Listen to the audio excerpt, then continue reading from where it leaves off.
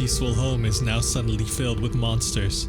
All I care about is saving my sister and my friends, and hopefully we can all escape together.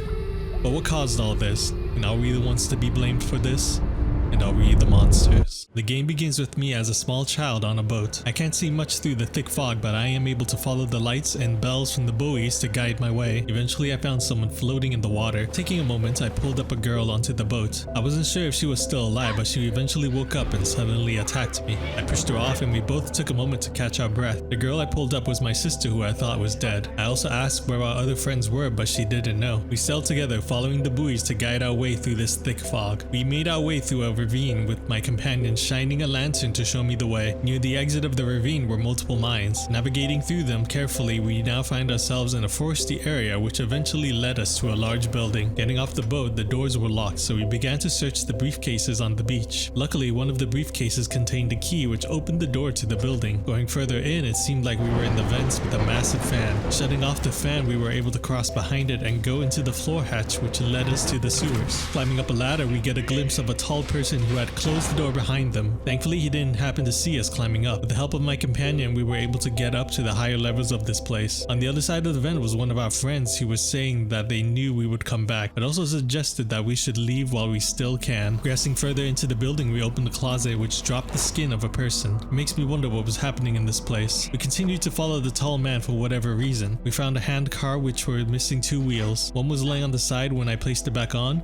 but the other was nowhere to be seen. Going into the restroom, we see the tall man go through a door. Following him, we witness him crawling into an empty carcass of a person. Checking the body, he was long gone. Using the plunger, we pulled up a skin that was clogged into the toilet. Along with the skin was a key which we picked up. The key allowed us to explore the other section of the building. Inside were more skins hanging in various places with no clue how many of them got up there. My companion and I found a wheel for the handcar. As soon as we started to head back, the skins suddenly started to move like snakes and were pursuing us. We quickly ran back out and put the new wheel on the handcar. Together, my companion and I followed the railroad tracks until we hit a dead end. We found ourselves at the train yard and with many abandoned trains. In the distance, we could see our friend we saw earlier climbing up a ladder and into a train cart. Following along, we were greeted with more skins. Thankfully, these ones didn't look like they were coming to life. As we progressed further into the train, the tall man entered our train cart and began to search under the seats. In a panic, we hid under the nearest train seat and we were worried that he would search under our seats just as he did with the previous ones. But when he searched the bag on top, our friend was hiding in it and quickly escaped through the window. Following behind, the tall man was still searching the area.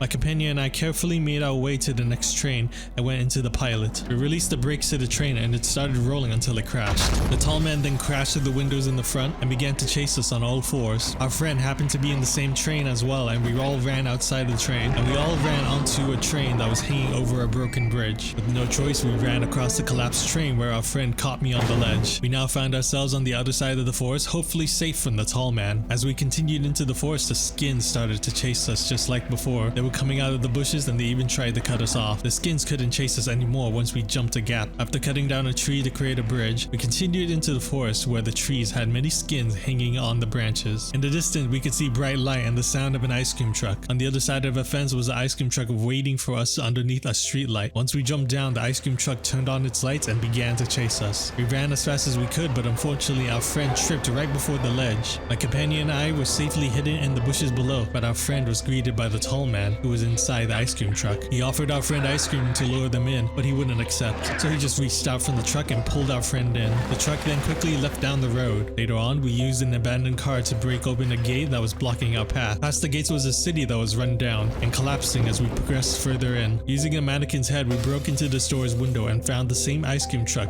that had took our friend. We can also see the tall man walking them into the cinema. We moved the ice cream truck out of the way, which suddenly stopped short as it ran out of gas. Going into the cinema, the door inside was chained shut, so we left to see if we could find something to break the chain with. Going off to a side path, we found a chain cutter in an open toolbox. With my companion, we were able to head back to the cinema and cut the chain blocking our way. Inside was a room filled with lifeless people watching a strange picture on the cinema screen. As my companion and I were nudging our way through the crowd, the tall man walked across the room. We followed him into the next building falling over and found him ironing some skins in a basement laundromat. The flooded floor made our footsteps loud, which alerted the tall man that someone was around. We were able to hide away inside the machines. Once the machines turned back on, my companion and I took the opportunity to sneak through the vents into the next room. But suddenly the tall man followed us into the same room. We watched as he slowly trudged along and inspected some of the skins as he was draining them over some shower tubs. He entered the next room where we followed them in. Inside were cages of people who were next to be drained, as well as our friend that the tall man had previously took. Finding our crowbar, we waited for the tall man to leave, and we used the crowbar to free our friend. Now that we had 3 people, we were able to lift open the heavy doors together. As we backtracked, the tall man was no longer in the building, so we were free to move around. It truly was a sight to see a pile of skins that the tall man had ironed out. When we left the building, the tall man was outside scavenging. Using the scattered dumpsters as cover,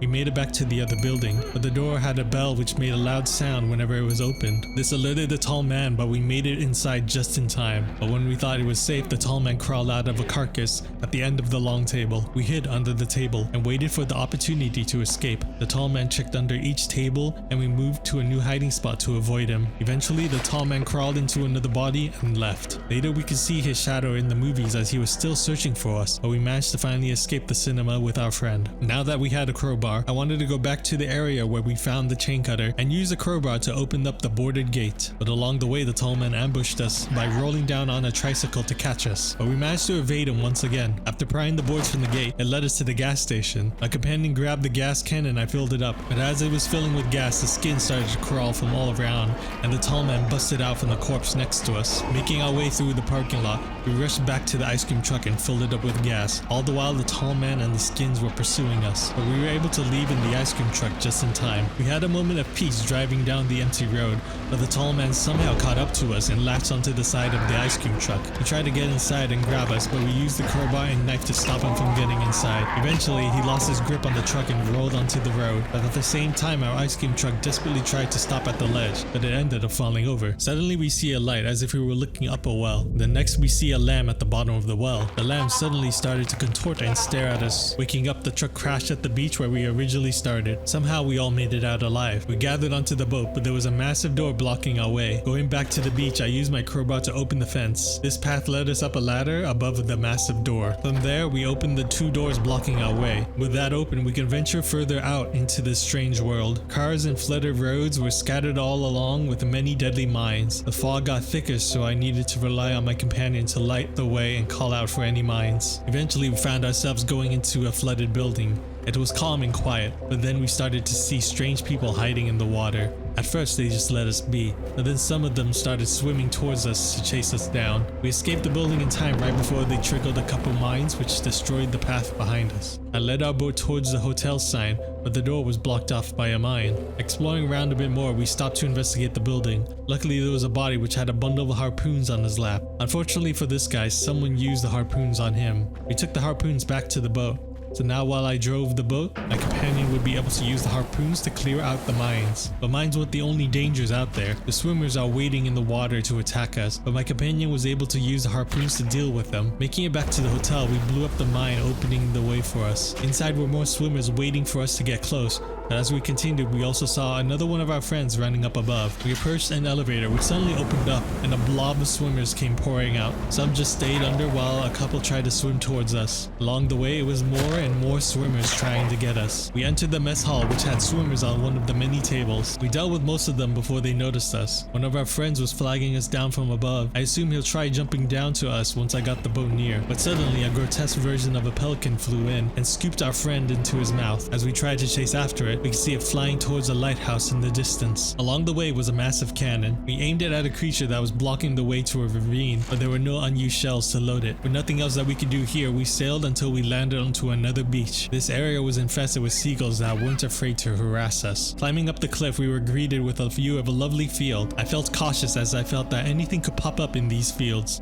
Up ahead was a barn, and peeking in we could see a lot of well-fed pigs. We tried to enter from the side door, but it was locked. When we backtracked, the seagulls had knocked over a barrel which contained the key, but when they saw us, they attacked us once again. Using the key, we entered the barn and nudged our way through the crowd of pigs. Exiting through the side door towards the lighthouse, we were pestered by more seagulls. Eventually, we reached the lighthouse and made our way to the top. We see our friend who was grabbed by the pelican hanging in a cage. Together with my companion, we broke open the cage, but as soon as we did, the pelican was actually sleeping nearby. It began to chase us down the lighthouse, and just when we thought we got away, it crashed through the door and continued its pursuit. All the while, the seagulls were swarming everywhere to hinder our escape. We hid back into the barn, but the pelican crashed through the roof and got stuck. The pigs forced open the barn door in a panic, so we took the opportunity to escape. Before the pelican could follow us through, we closed the door on it while the barn was being set ablaze. Finally safe from the dangers, we took a moment to rest at a nearby bus stop. While catching our breath, we talked about why we were here, but none of us knew why. Suddenly, my companion began to be in a sudden pain, and the light above us changed to an intense red. We suddenly see a small lamb at the bottom of a well. The lamb got up and began to grow and began to change. When my companion's pain and vision stopped, the bus arrived and we boarded it. We didn't know where it would take us, but it was better to be away from all we experienced. The bus stopped and we arrived at what looked to be a rundown orphanage. The front door was locked, but we were able to peek through and see a strange creature crawl across. We climbed up the ladder that was placed on the side of the building. We opened up a path from the giant clock to let us into the orphanage. Inside were petrified children who looked like they were trying to get away from something. Proceeding further in, we jumped down into a latch and encountered petrified children that were able to move. They clearly weren't friendly as they charged us, but my companion and I were able to take care of them. Entering through the vents, we see one of our friends taken into another room by those children. After fighting the ones in the mess hall, we went upstairs and gained access to the next room from the second floor. Inside, we see them lowering a large pig down into a hole. Our friend was struggling to resist the children below. We had to find a way to get down there to help. Turning on the lights in the hallway, the children fled as they were startled by the light. Entering the bedroom, we fought off some more of those children. One was wearing a bucket on his head and was trying to make us believe he was our friend, but we weren't fooled and smacked him on the side of the head. The children then popped up and tried to ambush us. They even had spears to throw at us. We entered another room where the children were soundly asleep. My companion and I snuck through trying not to wake them. At the end was a boarded up door that we forced open. We finally made it into the room where our friend was, but by this time he was tied up and was being lowered into the hole. We quickly dealt with the children and brought our friend back up from the hole. He was just out of reach, so my companion and I worked together to reach him, but more of those children arrived and lowered him back into the hole and was ambushing us. We found ourselves tied up and lowered into the hole as well. The hole led to a tunnel with many abandoned vehicles. We managed to break away from the rope hanging us, but we were still tied together. As we progress further in, we see a hairy creature with many legs crawl across. Safe to assume those children were lowering down food for that creature. Our surroundings suggest that we were in some underground city that was long forgotten. We followed the street lights which led us to a delicate crumbled path. We worked together to traverse the path so it wouldn't crumble beneath us. We eventually found our friend who lowered a plank for us to cross over. Now that we were reunited, we continued ahead and was startled by a large pig that was lowered down earlier. We comforted the pig cowering in the corner and proceeded further in, but unknowingly, the spider creature grabbed our friend and spewed out more of those children. Once it was done, it stuffed our friend into its mouth. My companion and I ran from the creature and its children. They tried to pull us back towards their mother, but we were able to resist. Through that struggle, our rope ties came loose and freed us. Going through the balcony of the building, we entered through a window and found more of the children. Just to be safe, we snuck through and picked up a key, but one of the children jumped to my companion. Helping my companion, we used the key to unlock the floor hatch and landed in a massive pile of potatoes. I got stuck, so my companion helped me out, but we rolled down the potato hill. But at the same time, the mother crawled in. We snuck around the mother, but it saw us just as we were about to reach the exit. Once we pushed down a pipe to create a bridge, the sound of it attracted the mother's attention and she started to chase us. We tried to squeeze through a crack in the wall, but the mother pursued us and crashed through the wall. It then proceeded to grab us, but thankfully my companion was able to use one of the spears to free me. The children continued to throw spears at us, but we just used those spears back at the mother. Each spear caused her great pain as she coughed up black goo. Eventually she ran into a tunnel to get away from us. We chased after her and then found the mother backed into a corner. We went inside the mother's mouth.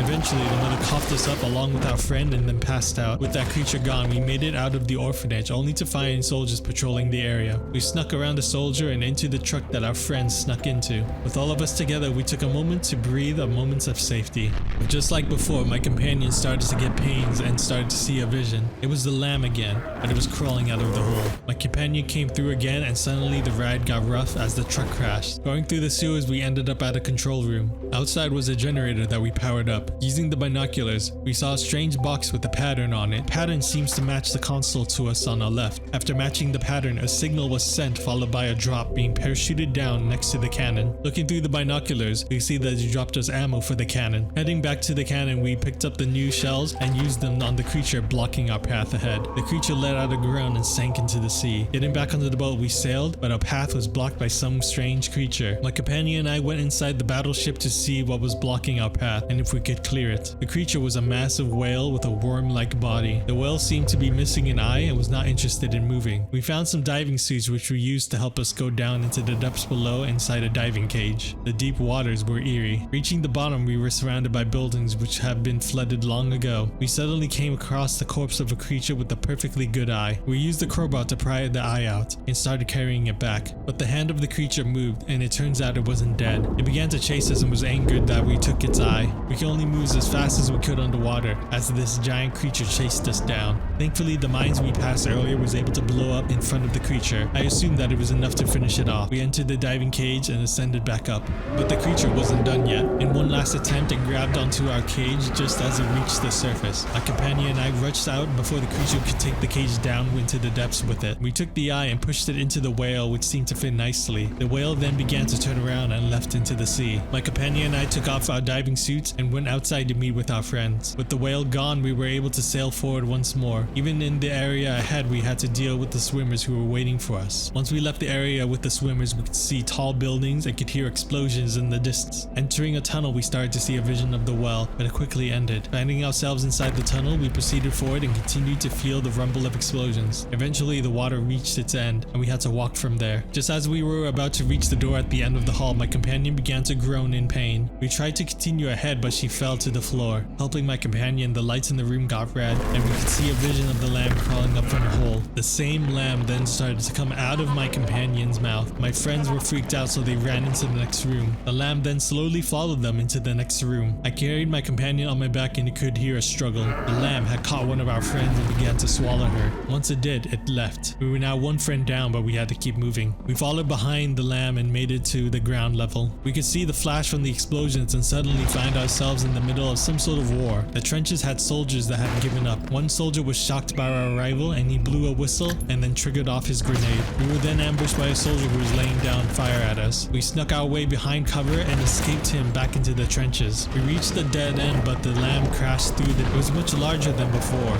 We ran back through the trenches and avoided the bodies along the way. We made it into a room and closed the hatch just in time, but the lamb was strong and forced it to open anyways. It grabbed our friend's foot and began to devour him. Our last friend freaked out and ran ahead. Chasing after him, we found ourselves in a bunker. The elevator in the bunker lifted us up. Looks like we were in some sort of hospital, as there were many bunks with injured soldiers being treated. But we attempted to grab a chain cutter on top of a cabinet. A bomb from inside the cabinet exploded and our ears started ringing. We picked up the chain cutter and left the room, but as we were in the middle of cutting the chains to the door, a soldier with a bomb started crawling towards us. The bombs exploded as they tried to get near us. It was very chaotic as we ran through a hallway of soldiers triggering the bombs. Eventually, we found our friend who was slowly backing away from the door he just opened. On the other side was a lamb who grabbed him with his arms and then devoured him before crashing through the wall. It was now just my companion and I. We left through the hole in the wall that the lamb created. We suddenly came across a soldier playing the piano, but then he was suddenly dispatched by a sniper from far off. The sniper decided to make us his next target and would fire whenever we would show ourselves in the light. We had to stay low and avoid his shots. At one moment, the helmet I took from the soldier earlier saved my life as it took a hit from the sniper. Going from building to building, we made it back down to the ground level. A soldier came out from a wreckage of a plane and tried to get us with his bomb, but he was too slow to make it through the razor fences. We caught up to the lamb, who has now grown in size and has grown several new arms. We hid behind a shopping cart and pulled it to the nearest wall. I then hoisted my friend up, but as she grabbed the body, it fell down with her. The lamb didn't notice us, but grabbed the soldier's body and left. We unexpectedly ran into a soldier, and the sniper dispatched that soldier and saved us, but he wasn't a friend as he would continue to fling shots at us from afar. We used the cart to give us cover to slowly get closer to the sniper. Eventually, we got close enough to see him sitting inside a clock tower. Using a nearby rocket launcher, we got rid of the annoying sniper for good. With the sniper gone, we were freely able to move forward. We navigated through this war-torn battlefield and saw a bright red light in the distance followed by explosions. We were then stopped again by a tank firing rounds at us. We used the cover to get close to the tank. We found one of the box of grenades and threw it into the tank. The soldier inside desperately tried to leave, but was blown out by the grenade. My companion and I went into the tank so we could use it to leave this war zone safely. I drove while my companion blew up any soldiers trying to stop us. We crashed through some sort of theater hall, and at the end the lamb found us and ran straight past us. Yes, it was wasn't interested in us in the tank, but I was wrong since it started to chase us from behind. My companion would fire rounds at the lamb to slow it down while I navigated the bumpy roads. The lamb ended up catching us and flipping our tank. We fired enough rounds into the lamb for it to fall over. The tank fell into the hole with the lamb before we were safe. My companion and I crawled out of the tank. I looked over to confirm that the lamb was gone, but as I did, it scooped me into its mouth and devoured me. My companion began to run as the lamb started to grow and mutate in an insane rate. The ground around was collapsing due to the lamb growing much bigger. My companion reached the final platform with nowhere else to go. The lamb then focused his gaze on her and devoured her as well. We can see her falling through inside the lamb, but then we see a vision of my friends and I spilling blood for some sort of ritual. My companion woke up inside the lamb and was walking around inside. She would call out and I would call back in return. My calls would open a path deeper inside the lamb. We had no idea if going deeper was a good thing though. She eventually found my friends and I going into a shed. Inside the shed was a dead rabbit. My companion reached out to the rabbit, but then the shed door suddenly closed behind her. As she was trapped inside, a single light shone above my companion and movement was happening all around her. The screen blacks out and all we can hear is someone taking a heavy hit and falling over. I now found myself with my friends, dragging my companion through the mud. Around us were more lambs and a familiar looking well. Reaching the well, the lambs around us began to stand up on two legs and started to surround us. The lambs gathered around to watch in anticipation. I can only guess we sacrificed my companion and threw them down into the well. We see ourselves looking down into the well with our friends, and at the bottom was my companion's body. Suddenly, her body began to contort just like the lamb in the vision. The last thing we see is the well with no one and no lamb around. The water in the well began to rise and bubble as something was floating up from the well. Thank you all for watching this horror game recap of Reanimal. This was a very interesting game with a lot of symbolism to it. If it's anything like Little Nightmares, most of what happened is told through our observation and speculations. It was a very interesting game and it was a lot of fun to play as co-op. I'm looking forward to when the DLCs get released to give us more hints at the story. So until then, I will see you all later.